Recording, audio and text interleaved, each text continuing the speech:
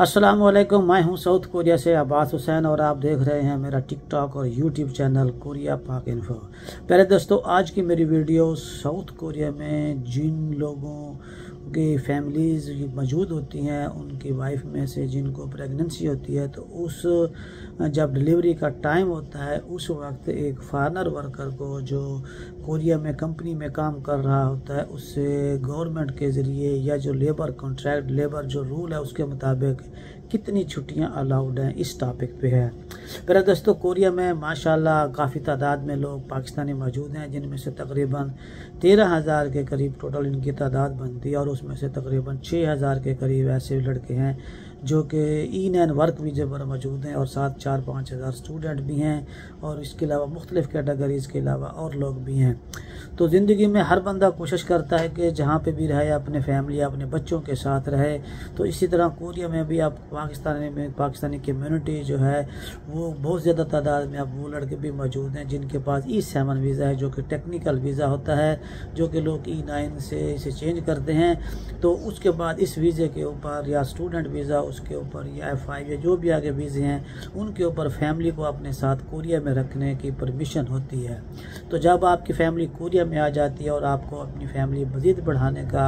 दिल करता है और जब आपकी वाइफ प्रेग्नेंट हो जाती है, तो जब डिलीवरी का टाइम होता है, तो डिलीवरी के जब बच्चा पैदा हो जाता है तो उस वक्त कोरिया में जिस तरह कोरियन को ये छुट्टियां वगैरह मिलती हैं, इसी तरह जो फादर होते हैं उनको भी गवर्नमेंट की तरफ से या जो इनका लेबर जो इनका एक्ट होता है उसके मुताबिक छुट्टियां अलाउड होती हैं। तो उसमें से जो लोग E9 वर्क वीज़े पे काम करते हैं या जो लोग E7 पे हैं या जिस भी कैटेगरी में हैं और किसी कंपनी में जॉब करते हैं या किसी जगह पर भी हैं, तो उसे गवर्नमेंट इसे जो लेबर जो लॉ है उसके मुताबिक उस बंदे को अगर उसकी फैमिली या कोरिया में डिलीवरी होती है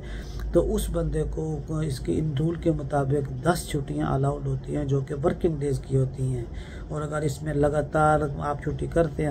हफ्ता भी आ जाता है, इतवार भी आ जाता है, तो फिर आपको 12 छुट्टियां ये बन जाती हैं। और ये 12 छुट्टियां आप अपनी फैमिली के साथ आप अपनी बीवी के साथ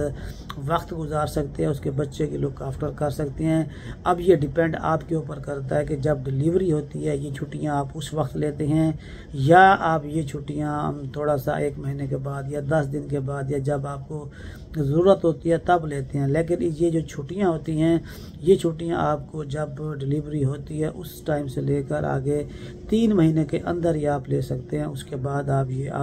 आप इसके लिए अप्लाई वगैरह नहीं कर सकते। तो जब आप लोग ये छुट्टियां करते हैं, जब ये छुट्टियां लेते हैं,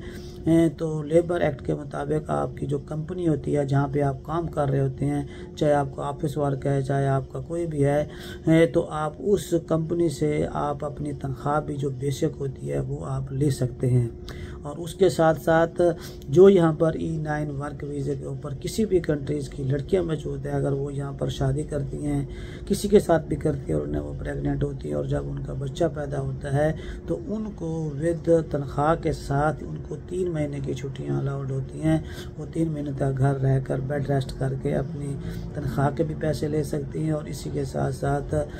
जो है ना वो अपने बच्चे की अच्छी निगहदाश्त भी कर सकते हैं।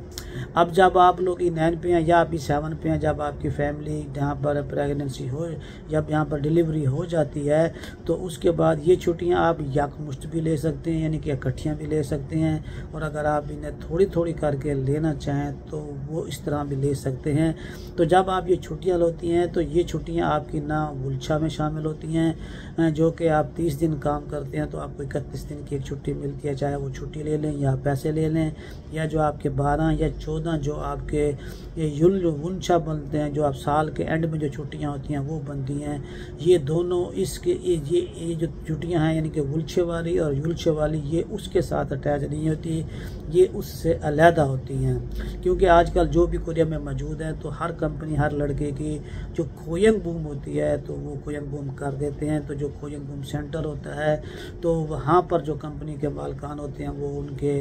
जब वो छुट्टी बंदा करता है तो वो उनके लिए अप्लाई कर देते हैं। तो कंपनी जो है ना, वो जो खोजंग सेंटर होते हैं, खोजंग बूम से सेंटर होता है, तो वहाँ से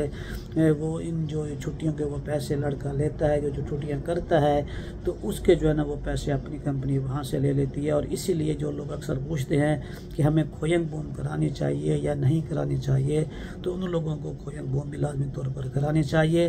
तो बहुत सारे दोस्तों का ये क्वेश्चन था और बार बार ये इन दोस्तों के साथ लाजमी तौर पर वास्ता पड़ता है जिन लोगों की फैमिली यहाँ पर है और वो अपनी औलाद के ख्वाहिशमंद हैं। तो तमाम दोस्तों के लिए ये मालूमात अहम साबित होगी। दुआओं में याद रखिएगा। एक नई वीडियो के साथ फिर मुलाकात होगी। अस्सलाम वालेकुम।